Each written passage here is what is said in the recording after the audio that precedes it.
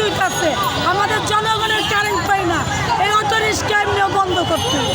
কারণ এটা প্রতিবন্ধীর রিজিক, এটা ভারতের রিজিক না। যার দুটা পাও নাই, যার একটা হাত একটা পাও নাই, তারা প্রাপ্ত। প্রতিবন্ধীর জন্য এই অটো রিক্সা। প্রতিবন্ধীর কথা বললে একটু এই পাশে আসেন। প্রতিবন্ধীর কথা বললে এরা বলে যে না প্রতিবন্ধীরা আমরা খাবো কি, ওই কথা বলে।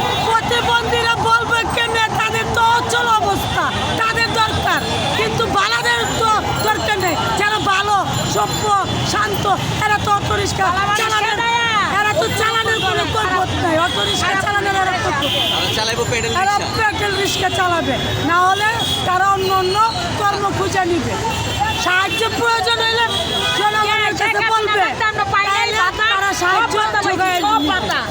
এটা ঠিক না। মানে আপনার কথা হচ্ছে যে যার হাত পা ভালো আছে তার সে পাবে না হ্যাঁ। অটো রিক্সা, যার হাত পাও নাই সে পাবে।